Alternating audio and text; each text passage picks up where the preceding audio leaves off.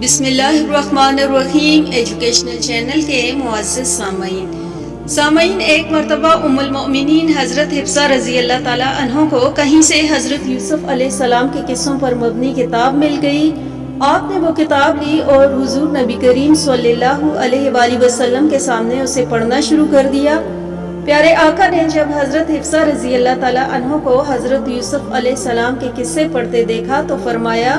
قسم ہے اس ذات کی جس کے قبضے میں میری جان ہے،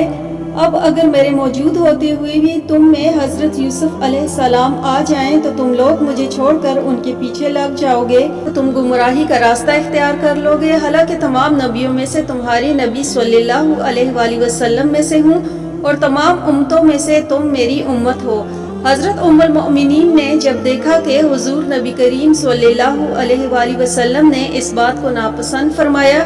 تو آپ نے وہ کتاب فوراً چھوڑ دی اور عرض کیا کہ یا رسول اللہ صلی اللہ علیہ وآلہ وسلم، میں آپ کو ناراض نہیں دیکھ سکتی۔ حضرت ام المؤمنین حفصہ رضی اللہ تعالیٰ عنہ پیکر اخلاص و ایمان و اقام پختہ اور زاہد و ریاضت میں ہمتاً سرگرم اور حب رسول اللہ صلی اللہ علیہ وآلہ وسلم میں غریق و وفا شعار اور شب بیدار اور کثرت سے روزے رکھنے والی خاتون تھی۔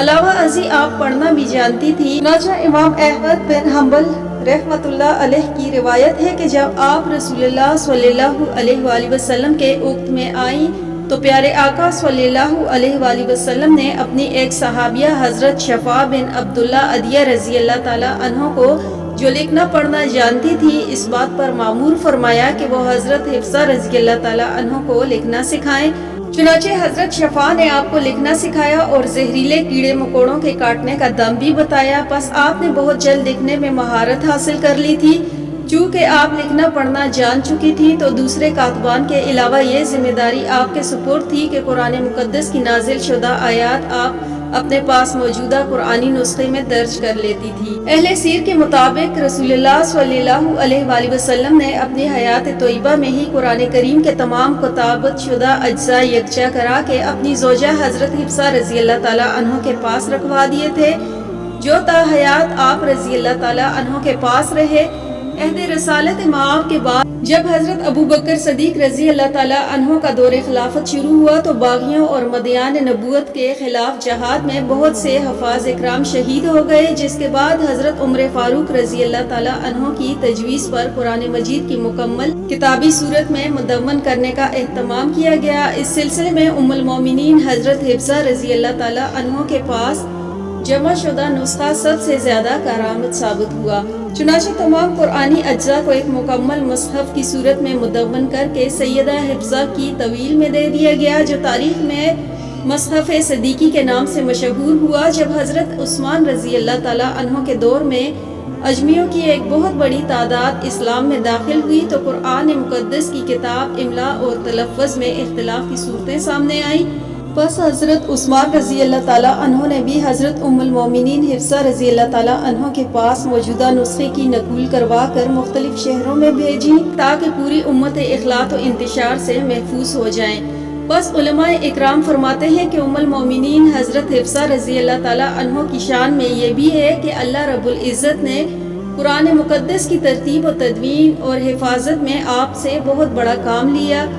حضرت ام المؤمنین سے کل 60 روایات منقول ہیں، ان میں سے 40 احادیث مبارک براہ راست حضور علیہ صلوات السلام اور حضرت عمر فاروق رضی اللہ تعالیٰ عنہ سے سماعت کی۔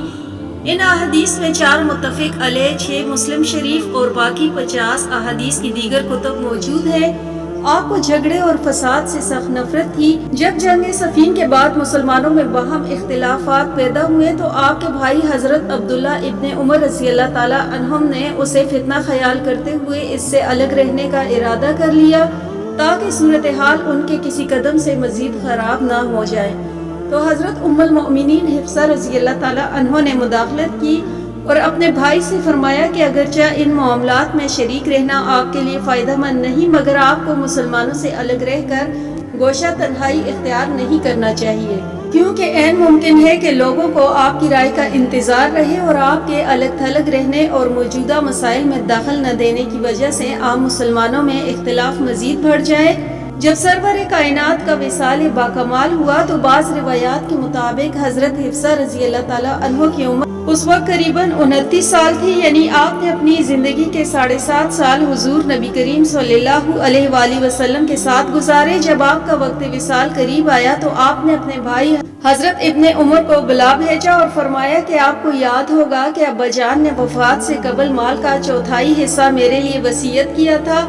हजरत इब्ने उमर ने अर्ज किया कि जी मुझे याद है। फिर फरमाया कि आपको ये भी इल्म होगा कि अब्बाजान ने यह भी फरमाया था कि जब मैं वफात पाऊं तो उस माल को आले उमर में तकसीम कर दिया जाए, तो गाबा में जो माल और जायदाद है इसको फी सबीलिल्लाह सदका कर देना। हजरत उम्मुल मोमिनीन ने ये वसीहत फरमाई और चंद दिन बाद सफरे आखिरत पर रवाना हो गई। आपके विसाल पर पुरमिलाल की खबर आन की आन पूरे मदीना और इतराफ व इकनाफ में फैल गई। यह हजरत मुआविया रजी अल्लाह ताला अन्हु की हुकूमत का जमाना और उस वक्त मदीना तोयबा पर मरवान बिन हुक्म गवर्नर तैनात थे। जब आपकी वफात हो गई और आपका जनाजा तैयार हुआ तो मरवान बतौर गवर्नर मदीना आगे बढ़ा और इमामत की जगह खड़े हो हजरत उम्मुल मोमिनीन हिफ्सा रजी अल्लाह ताला अन्हो का नमाज जनाजा पढ़ाया। यही नहीं बल्कि मरवान ने नमाज जनाजा के बाद आपको कंधा दिया और जनाजा लेकर कब्रिस्तान की तरफ चल दिया। मरवान कुछ कदम चला और फिर हट गया। इसके बाद हजरत अबू हुरैरा रजी अल्लाह ताला अन्हो आगे बढ़े और जनाजा लेकर कब्रिस्तान पहुंचे। हजरत उम्मुल मोमिनीन हिफ्सा रजी अल्लाह ताला अन्हो की तदफीन आपके भाई हजरत इब्ने उमर और उनके लड़के आसिम, सालिम, अब्दुल्ला और हमजा ने की। आपकी उम्र और तारीख वफात में इख्तिलाफ पाया जाता है, मगर मशहूर यही है कि आपकी वफात 45 हिजरी में हुई और उसके मुताबिक आपकी उम्र मुबारक 63 साल बनती है। दुआ है कि अल्लाह अज़्ज़वजल आप रज़ी अल्लाह ताला अन्हो की ज़िक्र खैर को अपनी बुलंद बारगाह में कबूल फरमाए और उनके सदके हमें हिदायत कामला से हमकनार फरमाए।